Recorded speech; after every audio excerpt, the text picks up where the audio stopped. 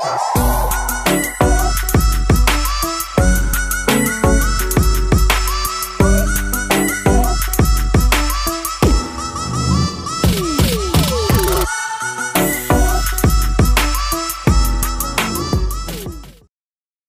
Morning friends, biology की कक्षा में आपका हार्दिक स्वागत है।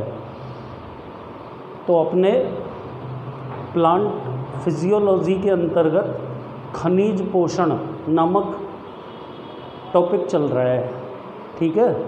और उस टॉपिक में अपन अनिवार्य पोषक तत्वों की पादपों के लिए क्या उपयोगिता है, इसके बारे में चर्चा कर रहे थे।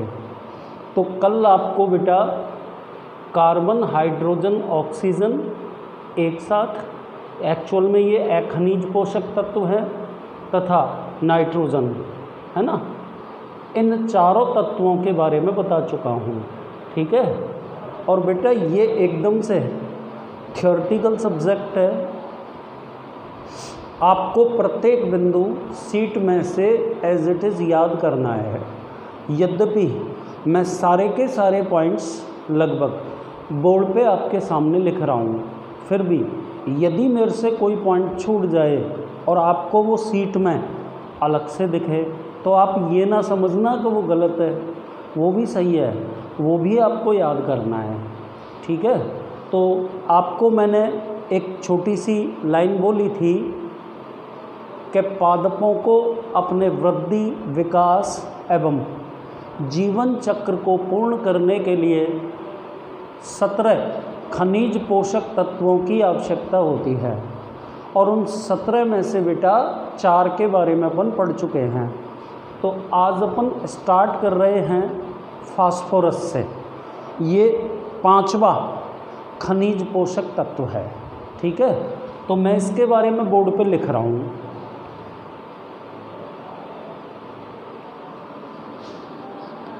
यह नाइट्रोजन के बाद, ध्यान से देखना, नाइट्रोजन के बाद सबसे ज़्यादा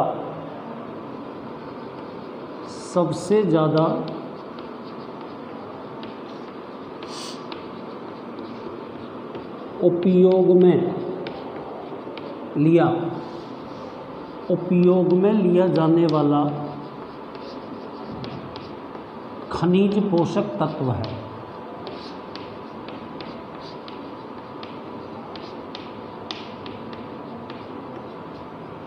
नाइट्रोजन के बाद सबसे ज़्यादा उपयोग में लिया जाने वाला खनिज पोषक तत्व है, जिसका अवशोषण पादप कौन से आयन के रूप में करते हैं बेटा? फॉस्फेट आयन के रूप में करते हैं। चाहे हिंदी में ही कोई सूत्र याद करना जरूरी नहीं है। फॉस्फेट आयन पहला पॉइंट हो गया बेटा। क्या लिखा है मैंने? यह नाइट्रोजन के बाद सबसे ज़्यादा उपयोग में लिया जाने वाला खनिज पोषक तत्व है, जिसका अवशोषण पादप किस आयन के रूप में करते हैं? फॉस्फेट के रूप में, ठीक है। दूसरे पॉइंट पर आइए। यह न्यूक्लिक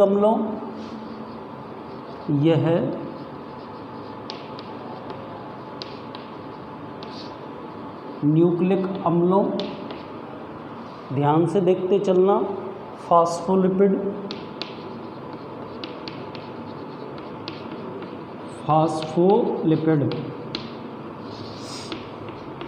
NAD व NADP, ये बेटा दोनों कोएंजाइम्स हैं, सह एंजाइम।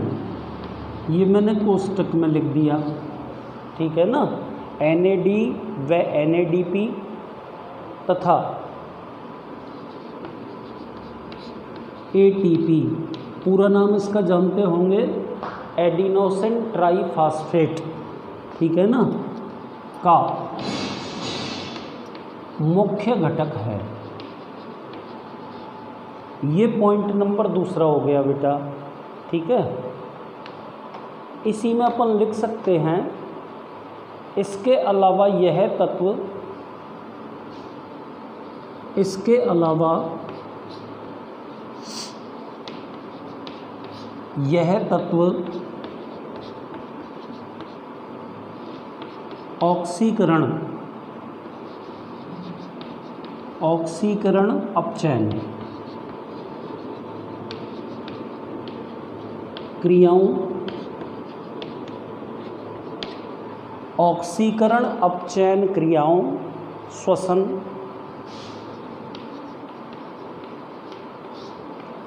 प्रकाश संश्लेषण,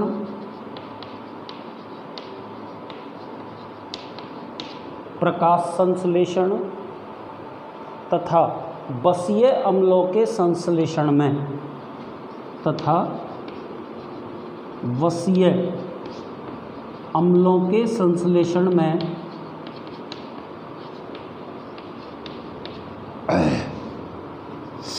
महत्वपूर्ण भूमिका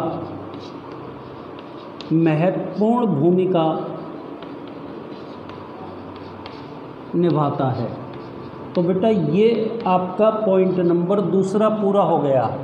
आपने इसमें क्या लिखा है कि यह न्यूक्लिक अम्लों, फास्फोलिपिड, NAD एवं NADP, NAD और NADP क्या है बेटा, ये कोएंजाइम्स हैं, है ना। इनका भी पूरा नाम भी बताने वाला हूँ, तथा ATP का मुख्य घटक है, ठीक है। आगे क्या लिखा, इसके अलावा यह तत्व ऑक्सीकरण अपचयन क्रियाओं, श्वसन, प्रकाश संश्लेषण तथा बसीय अम्लों के निर्माण में महत्वपूर्ण भूमिका निभाता है। बसीय अम्लों के निर्माण में महत्वपूर्ण भूमिका निभाता है। यहाँ आके फास्फोरस के 2 पॉइंट्स पूरे ख़त्म हो गए। अब बेटा तीसरे और अंतिम पॉइंट्स पे आ जाइए। तीसरा पॉइंट, यह तत्व प्रोटीन या अमीनो अम्लों का निर्माण करने वाले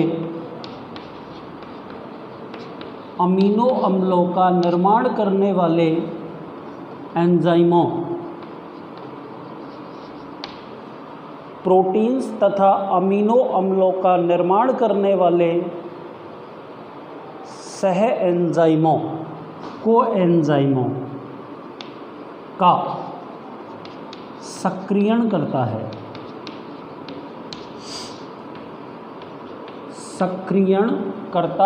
है। आगे चलिए बेटा, इसकी मात्रा कौन से ऊतकों में सर्वाधिक पाई जाती है बेटा, विभजोतकों में, ठीक है। तो ये आपको फास्फोरस के अंदर याद करना है, ठीक है। साइड में आपको मैं नाम लिख देता हूँ। ATP का फुल फॉर्म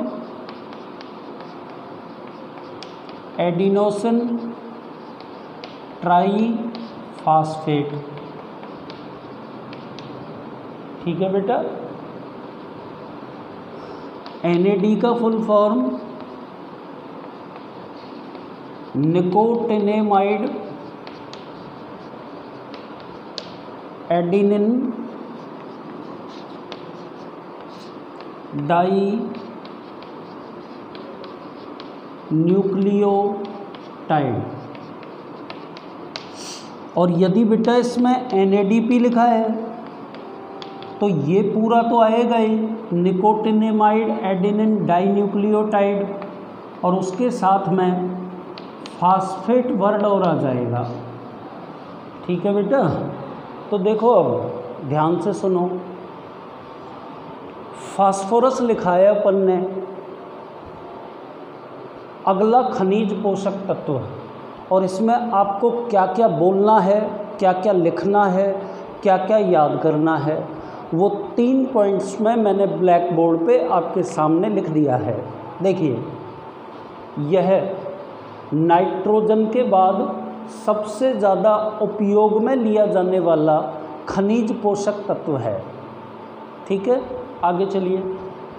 जिसका अवशोषण पादप फॉस्फेट आयन के रूप में करते हैं। दूसरे पॉइंट पर आ जाइए। फास्फोरस न्यूक्लिक अम्लों, फास्फोलिपिड्स लिखा है बेटा, कोएंजाइम्स NAD तथा NADP एवं ATP का महत्वपूर्ण घटक है। देख लीजिए, आगे चलिए। इसके अलावा यह तत्व ऑक्सीकरण अपचयन अभिक्रियाओं, श्वसन, प्रकाश संश्लेषण एवं वसीय अम्लों के निर्माण में महत्वपूर्ण भूमिका निभाता है। यहाँ आके बात नंबर दूसरी खत्म हो गई। अब बात नंबर तीसरी पर आइए। लिखा है यह तत्व प्रोटीन अथवा अमीनो अम्लों का निर्माण करने वाले एंजाइम्स के सक्रियण में सहायक है। और एक बात बेटा, इस तत्व की सर्वाधिक मात्रा पादप के विभजोतकों में पाई जाती है। सुन लिया बेटा, आगे चलिए। इसके बाद मैंने आपको 3 शब्द इसमें आए हैं, NAD, NADP और ATP। इन तीनों के नाम बता दिए बेटा। NAD का पूरा नाम क्या होता है? Nicotinamide adenine dinucleotide. NADP का पूरा नाम क्या होता है? Nicotinamide adenine dinucleotide phosphate. और बेटा ATP का पूरा नाम क्या होता है? Adenosine triphosphate. ठीक है, अब इसी में अपन पढ़ रहे हैं फास्फोरस की न्यूनता के लक्षण। क्या पढ़ रहे हैं बेटा? कि यदि पादपों को पर्याप्त मात्रा में फास्फोरस ना मिले तो उनके अंदर न्यूनता के कौन कौन से लक्षण उत्पन्न हो जाते हैं। ठीक है ना, तो देखिए बेटा, फर्स्ट, इस तत्व की कमी से पादप बौना एवं गहरे रंग का हो जाता है।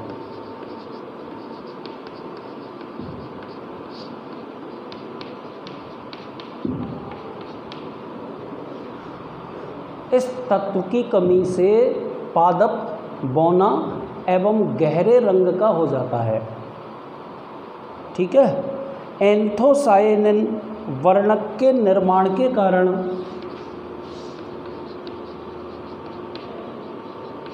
एंथोसायनिन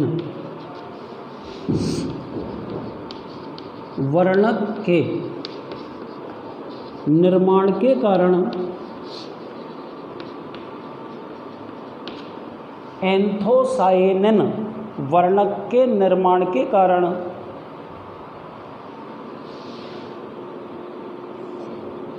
पर्ण व तनों पर धब्बे दिखाई देने लगते हैं। याद रखना पड़ेगा। ठीक है ना, तो बेटा मैंने क्या लिखा कि फास्फोरस की कमी से पादप बौना गहरे रंग का हो जाता है। एंथोसायनिन वर्णक के निर्माण के कारण तनों यानी कि स्तंभ एवं पर्णों पर धब्बे दिखाई देने लगते हैं। ठीक है ना, और बेटा पत्तियां विकृत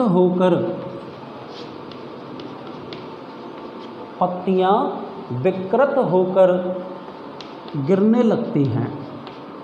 तो बेटा एक लक्षण तो आपने ये पढ़ लिया, फास्फोरस की कमी से पादपों में होने वाला न्यूनता लक्षण।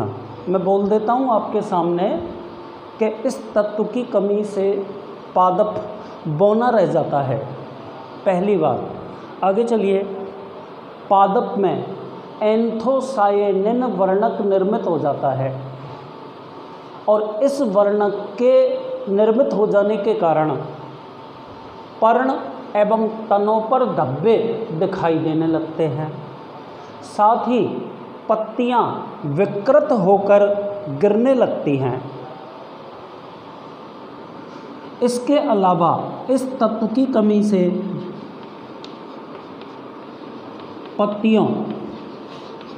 पत्तियों एवं फलों में ऊतक क्षय,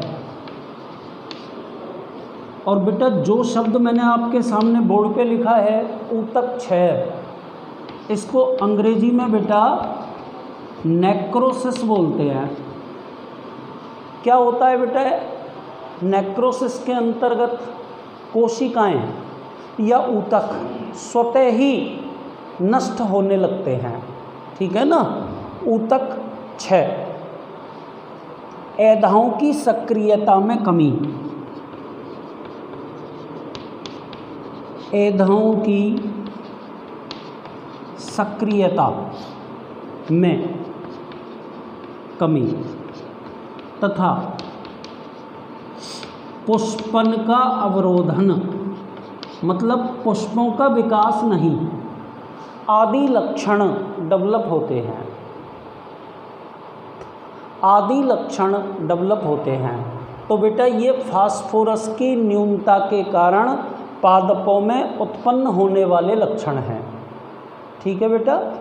अब अपन अगले तत्व पर आ जाते हैं। कौन से नंबर के तत्व का अध्ययन करेंगे अपन? छठवां। क्योंकि देखो खनिज पोषक तत्वों को तो अपन एक साथ पढ़ चुके, कार्बन, हाइड्रोजन और ऑक्सीजन। उसके बाद अपन ने चौथा तत्व कौन सा पढ़ा? नाइट्रोजन। नाइट्रोजन के बाद पांचवा तत्व कौन सा पढ़ा? फास्फोरस। अब अपन छठवां तत्व या पढ़ते हैं,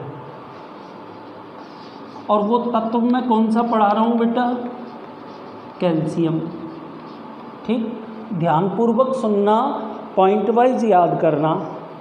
पादपों द्वारा इस तत्व का अवशोषण Ca+2 आयन के रूप में किया जाता है। यह मध्य पटलिका जान गए होंगे,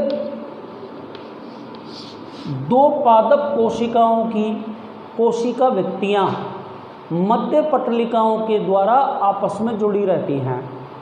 तो बेटा मध्य पटलिका में कैल्शियम पैक्टेट के रूप में, कैल्शियम पैक्टेट के रूप में पाया जाता है। साथ ही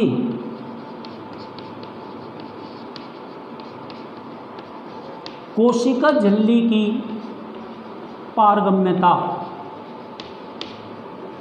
कोशिका झिल्ली की पारगम्यता को बनाए रखता है। कोशिका झिल्ली की पारगम्यता को नियंत्रित करता है। ये पॉइंट नंबर दूसरा हो गया बेटा। तीसरा, यह मूलरोम के विकास का प्रेरण,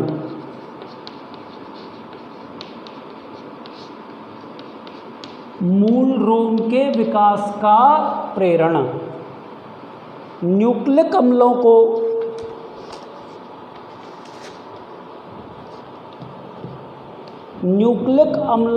प्रोटीन से जोड़ने,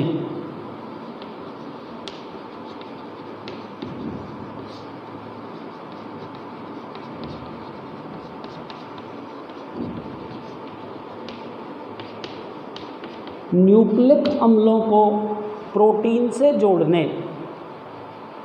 ठीक है बेटा?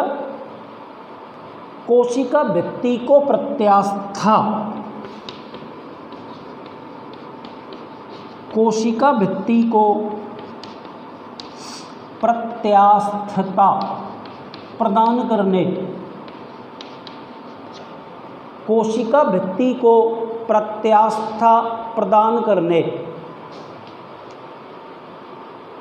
वृद्धि काल में कार्बोहाइड्रेट, वृद्धि काल में कार्बोहाइड्रेट्स व अमीनो अम्लों के परिवहन, अमीनो अम्लों के परिवहन तथा कोशिका विभाजन एवं विवर्धन, कोशिका विभाजन व विवर्धन में सहायक। तो आप देख लो बेटा, ये सारे के सारे काम कैल्शियम के होते हैं। ठीक है बेटा, एक बार पूरी की पूरी कहानी मैं आपके सामने जो मैंने ब्लैक बोर्ड पे लिखी है उसको मैं बोल रहा हूँ, तो आप ना ध्यानपूर्वक पूरी कहानी को सुनेंगे। ठीक है बेटा, तो देखिए नंबर 6 पर अपन कौन से तत्व के बारे में पढ़ रहे हैं? कैल्शियम। तो देखो बेटा 3 पॉइंट लिखे हैं मैंने। सबसे पहले पॉइंट में मैंने आपको बताया कि इस तत्व का अवशोषण पादपों द्वारा Ca+2 आयन के रूप में किया जाता है। ठीक है। दूसरा मैंने आपको पॉइंट बताया कि यह तत्व पादप कोशिकाओं की कोशिका भित्ति को आपस में जोड़ने वाली मध्य पटलिका में कैल्शियम पैक्टेट के रूप में पाया जाता है। ठीक है। तथा यह तत्व कोशिका की कोशिका झिल्ली की पारगम्यता को नियंत्रित करता है। सुन लिया बेटा। और तीसरे पॉइंट में मैंने कैल्शियम से संबंधित विभिन्न कार्य बोल दिए, और वो सारे के सारे कार्य आपके सामने ब्लैक बोर्ड पे लिखे हैं। तो एक बार ध्यान से उनको सुन ले। ठीक है ना। तो देखिए बेटा, कैल्शियम मूल रोमों के विकास का प्रेरण करता है, न्यूक्लिक अम्लों को प्रोटीन से जोड़ने में मदद करता है, हिस्टोन और नॉन हिस्टोन दोनों प्रकार की प्रोटीनों का जुड़ना न्यूक्लिक अम्लों से कैल्शियम की उपस्थिति में होता है, कोशिका भित्ति को प्रत्यास्था प्रदान करता है, वृद्धि काल में कार्बोहाइड्रेट तथा अमीनो अम्लों के परिवहन में मदद करता है, और बेटा सबसे लास्ट में कोशिका विभाजन एवं विवर्धन में, कोशिका विभाजन एवं विवर्धन में कैल्शियम की भूमिका प्रमुख होती है। ठीक है बेटा। अब इसी तत्व के अंतर्गत अपन क्या पढ़ने वाले हैं? कैल्शियम की न्यूनता से पादपों में उत्पन्न लक्षण, कैल्शियम की न्यूनता से पादपों में उत्पन्न लक्षण। तो बेटा ध्यान से देखना, कोशिका भित्ति, सेल वॉल की प्रत्यास्थता समाप्त हो जाती है। कोशिका भित्ति की प्रत्यास्थता समाप्त हो जाती है तथा कोशिका विभाजन व कोशिका विवर्धन दोनों प्रभावित होते हैं। तो ये तो फर्स्ट पॉइंट हो गया। दूसरे पर आइए। इस तत्व की कमी से पादपों की तरुण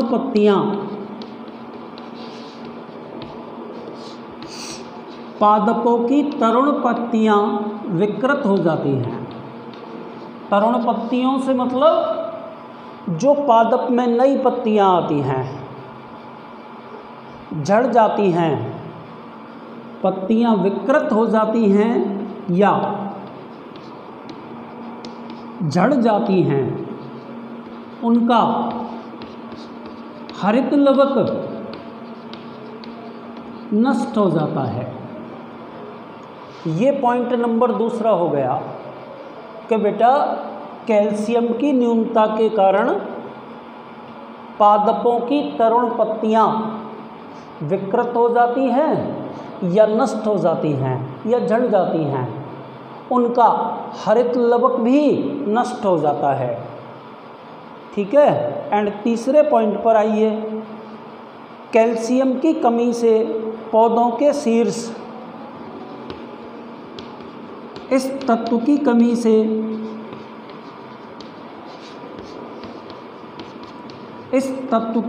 से पौधों के शीर्ष नीचे की ओर झुक जाते हैं। इस तत्व की कमी से पौधों के शीर्ष नीचे की ओर झुक जाते हैं या पौधे के शीर्ष भाग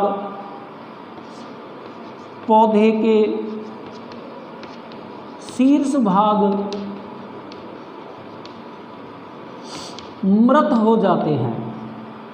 ठीक है बेटा। तो ये अपन को कैल्शियम की कमी के कारण पादपों में उत्पन्न होने वाले लक्षण, ठीक है, कौन कौन से लक्षण कैल्शियम की कमी के कारण पादपों में उत्पन्न होते हैं। तो आप एक बार इन लक्षणों को देखिए। देखो बेटा, सारे के सारे लक्षण मैंने ब्लैक बोर्ड पे लिख दिए। देखिए, कैल्शियम की न्यूनता से पादपों में उत्पन्न लक्षण, कोशिका भित्ति की प्रत्यास्थता समाप्त हो जाती है, साथ ही कोशिका विभाजन एवं कोशिका विवर्धन प्रभावित होता है। पॉइंट नंबर पहला हो गया। अब दूसरे पॉइंट पर आइए। इस तत्व की कमी से पादपों की तरुण पत्तियां विकृत हो जाती हैं या बेटा झड़ जाती हैं, पत्तियों का पर्णहरित नष्ट हो जाता है। और तीसरा और अंतिम पॉइंट कौन सा पड़ा बेटा? इस तत्व की कमी से पौधों के शीर्ष नीचे की ओर झुक जाते हैं या यूं कह लो कि पादपों के शीर्ष भाग प्राय नष्ट हो जाते हैं।